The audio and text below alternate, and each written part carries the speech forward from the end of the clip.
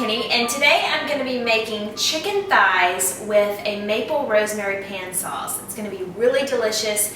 I love chicken thighs because they're so tender, and you can get them at the grocery store, boneless and skinless, just like you can get chicken breast. So I actually use them all the time in place of chicken breast, and I just think they taste better.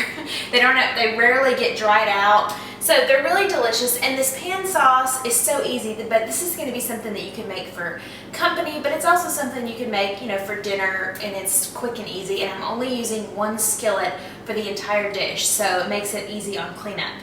So what I've done first is I've just got some bacon here that I've cooked in the skillet, and I've left the drippings right in here, okay? And you know that's going to make it good. I'm using a little bacon grease. So I'm going to set the bacon aside for now. And now I've got my chicken thighs here. Now, what I'm doing is just gonna season with some salt and pepper on each side. And I'm doing half of the recipe in the video, so you'll see the full recipe will be enough to feed 4 underneath the video. You'll see that. Okay, and now my skillet is still hot. I've got it on about medium-high heat. Go ahead and put that down right in there. It's got a nice little sizzle. And that bacon grease, I'm telling you, it's just going to give you the best flavor in the chicken thighs. Okay, y'all, the chicken has been cooking for about 5 to 6 minutes total, and it's given the chicken a nice golden color on top, which is exactly what I want. But the thing is, if I keep cooking it in this skillet and try to cook it all the way through in the skillet, it will probably burn. So what I like to do is I'm using this oven-safe skillet. So I've got my oven on 350, and I'm going to put this in the oven for about 10 minutes. It really depends on how big your chicken thighs are, but about 10 minutes should be plenty of time for this size. So let me go ahead and get these in there. Okay guys, my chicken has come out of the oven. I'm just going to put it on a plate, and you can either cover it with aluminum foil. Sometimes what I like to do to keep it warm is just put it in the microwave. And it should stay warm in there until you're ready to plate everything up. Okay, so I've got my pan here, and what I'm going to do is just turn my heat on, about medium heat, and I've got a lot of really good drippings and stuff in here from the chicken cooking in the skillet. So I'm going to put some shallot right in there, and I'm also going to add in some rosemary. I've got some fresh rosemary that I'm putting in here, and I think the combination of the rosemary and the maple syrup and the bacon is just going to be awesome. Okay, now I'm going to add in some chicken stock.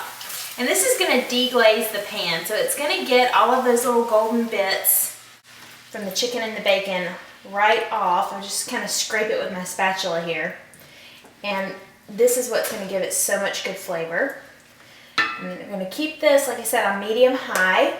And you're just going to start to let this reduce a little bit. It's going to thicken up. And to this, I'm going to add in my maple syrup. Now this is really what's going to give it that nice sweet maple flavor. It's just going to be a perfect complement to the other ingredients.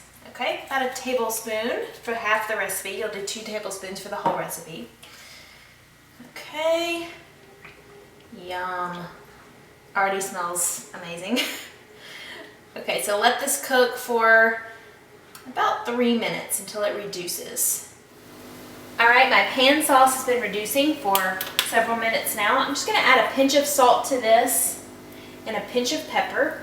And the last thing I want to add is just a little bit of butter. Not a whole lot, but just enough to kind of give this sauce that thick texture and just very smooth and creamy. And I add it right at the end. Yum, you can see that just coming together perfectly in there. Alright, so I've got my chicken out. I'm just going to put this over here and pour my sauce right over it. Yummy. Seriously, so good. Okay, and now the last touch to this recipe, I'm just going to add some of my bacon, because bacon and maple syrup are just a match made in heaven. This is so good. I cannot wait to try this. Guys, I hope you will give this a try too. I think this is going to be a great recipe for if you're having people over. Like I said, this is a dish to impress, even though, as you can see, it's really easy. There's nothing to it. It doesn't take very long. I mean, maybe 20 minutes to put together. So I hope you'll try it out. And you can always subscribe to my YouTube channel if you enjoyed this recipe and want to see more. You can also go check out my website, aprilmckinney.com, for tons of recipes and recipe videos. Thanks for watching, and I'll